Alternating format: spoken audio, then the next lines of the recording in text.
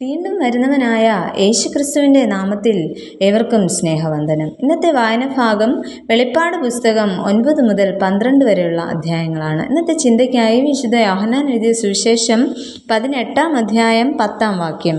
ശീമോൻ പത്രോസ് തനിക്കുള്ള വാളൂരി മഹാപുരോഹിതന്റെ ദാസനെ വെട്ടി അവൻ്റെ വലത്തുകാത് അറുത്തുകളഞ്ഞു. ആ ദാസന് മൽക്കോസ് എന്ന പേർ.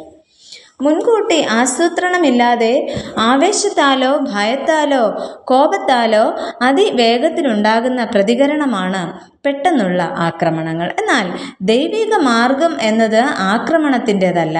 പ്രതികരണങ്ങൾ എപ്പോഴും ദൈവത്തെ മഹത്വപ്പെടുത്തുന്നതായിരിക്കണം. ഇങ്ങനെ പെട്ടെന്നുള്ള ആക്രമണത്തിന് വേദപുസ്തകത്തിൽ ഇരയായി പറയപ്പെടുന്ന ഒരു വ്യക്തിയാണ് മൽക്കോസ്. ഇദ്ദേഹത്തെക്കുറിച്ച് വേദപുസ്തകത്തിൽ ചെറിയൊരു പരാമർശം മാത്രമേ കാണുന്നുള്ളൂ. എന്നാൽ മൽക്കോസ് യേശു കർത്താവിൻ്റെ കരുണയും സമാധാനത്തിൻ്റെ വഴിയും വെളിപ്പെടുത്തുന്ന ഒരു പ്രധാന സംഭവത്തിൻ്റെ കേന്ദ്ര കഥാപാത്രമായിരുന്നു. ഈ വ്യക്തിയിലൂടെ കർത്താവ് നമ്മെ പഠിപ്പിക്കുന്ന ചില ആത്മീയ സത്യങ്ങൾ നമുക്ക് നോക്കാം. ഒന്നാമതായിട്ട്, ശത്രുക്കളോടും ദയ കാണിക്കുവാനുള്ള മനസ്സ്. മഹാപുരോഹിതനായ കയ്യഫായുടെ ദാസനായിരുന്നു മൽക്കോസ്. ഈ പേരിൻ്റെ അർത്ഥം രാജാവ് എന്നതാണ്.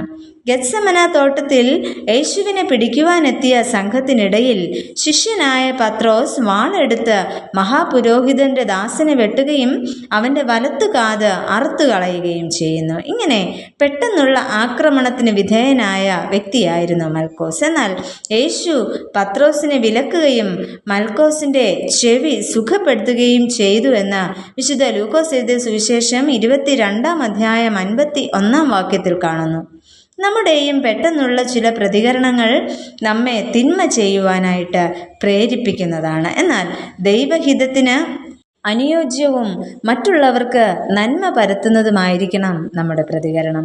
ഈ സംഭവത്തിലൂടെ ദൈവരാജ്യത്തിൻ്റെ മാർഗം വാളല്ല, മറിച്ച് സ്നേഹവും ക്ഷമയും ആണെന്ന് യേശു കർത്താവ് നമ്മെ പഠിപ്പിക്കുന്നു. മാത്രമല്ല, വാളെടുക്കുന്നവൻ വാളാൽ തന്നെ നശിച്ചു പോകുമെന്ന ഒരു മുന്നറിയിപ്പും യേശു കർത്താവ് അവിടെ നൽകുന്നു. കൂടാതെ മൽക്കോസ് യേശുവിൻ്റെയും ശിഷ്യന്മാരുടെയും ശത്രുപക്ഷക്കാരനായിരുന്നു എങ്കിലും ക്ഷമിക്കുവാനും ദയ കാണിക്കുവാനും യേശു കർത്താവ് പഠിപ്പിക്കുന്നു. പ്രിയമുള്ളവരെ, ഈ മാതൃക നമുക്കും പിന്തുടരുവാനായിട്ട് സാധിക്കുമോ? രണ്ടാമതായിട്ട്, ദൈവ ഇഷ്ടത്തിന് പ്രാധാന്യം നൽകുക. ആവേശം പലപ്പോഴും നമ്മളിലും ഉണ്ടാകും. അതിന് മധ്യത്തിൽ ദൈവത്തിൻ്റെ ഇഷ്ടം എന്താണെന്ന് മനസ്സിലാക്കി വേണം നമ്മൾ പ്രതികരിക്കുവാൻ.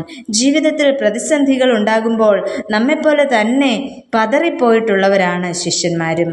പടക് മുങ്ങുമ്പോൾ ശിഷ്യന്മാർ നിലവിളിക്കുന്നു. ജനങ്ങൾക്ക് പ്രസംഗം കേൾക്കുവാനായി കൂടി വന്നിരുന്ന ജനങ്ങൾക്ക് ഭക്ഷണം നൽകുവാനായിട്ട് ഇല്ലാതെ വരുമ്പോൾ ശിഷ്യന്മാർ പെട്ടെന്ന് ആകുലരാകുന്നു. ശിഷ്യന്മാരുടെ അടുക്കിലേക്ക് കൊണ്ടുവന്ന രോഗിക്ക് സൗഖ്യം നൽകുവാനായിട്ട് ശിഷ്യന്മാർക്ക് പറ്റാതെയാകുമ്പോൾ എന്തുകൊണ്ട് ഞങ്ങൾക്ക് ഇത് സാധിക്കുന്നില്ല എന്ന ചോദ്യം അവർ ഉന്നയിക്കുന്നു. എന്നാൽ ഈ സാഹചര്യങ്ങളെല്ലാം ഓരോ ആത്മീക സത്യങ്ങൾ യേശു കർത്താവ് അവരെ പഠിപ്പിക്കുകയായിരുന്നു. പ്രതിസന്ധി ഘട്ടങ്ങളിൽ ദൈവകരങ്ങളിൽ നമ്മെ സമർപ്പിക്കുക, അല്ലാതെ അക്രമം കൊണ്ട് അക്രമത്തെ എതിരിടുകയല്ല വേണ്ടത്. എടുത്തു ചാടി പ്രതികരിക്കുന്നതിനേക്കാൾ ദൈവഹിതം ആരാഞ്ഞറിയുക. പ്രിയമുള്ളവരെ, നമ്മുടെയും ജീവിതത്തിൽ ആപത്തുകൾ, അനർത്ഥങ്ങൾ, ക്ലേശങ്ങൾ, രോഗങ്ങൾ, ദുഃഖങ്ങൾ, മരണം എല്ലാം ഉണ്ടാകും. ഇവയുടെ മധ്യത്തിൽ ഇതെന്തിന് എനിക്ക് ദൈവം നൽകി എന്നതിനേക്കാൾ, ദൈവമേ, ഇതിലൂടെ എന്താണ് അങ്ങ് എന്നെ പഠിപ്പിക്കുവാനായിട്ട് ശ്രമിക്കുന്നത് എന്ന് ഓരോ നിമിഷവും മനസ്സിലാക്കുവാനായിട്ട്, ആരാഞ്ഞറിയുവാനായിട്ട് നാം ഓരോരുത്തരും ശ്രമിക്കണം. അപ്രകാരം ശത്രുക്കളോടും ദയ കാണിക്കുകയും ദൈവ ഇഷ്ടം ആരാഞ്ഞറിയുകയും ചെയ്യുവാൻ നമുക്ക് ശ്രമിക്കാം. അങ്ങനെയുള്ള ജീവിതം നയിക്കുവാൻ ദൈവം നമ്മെ ഓരോരുത്തരെയും സഹായിക്കട്ടെ. നമുക്ക് പ്രാർത്ഥിക്കാം. പ്രിയ കർത്താവേ, ഞങ്ങളുടെ ജീവിതങ്ങളിൽ എടുത്തു ചാടി പ്രതികരിക്കുന്നവരായിട്ടല്ല, ദൈവ ഇഷ്ടത്തിന് പ്രാധാന്യം നൽകുവാനും മറ്റുള്ളവരോട് ദയ കാണിക്കുവാനും ഞങ്ങളെ സഹായിക്കണമേ. ആമേൻ.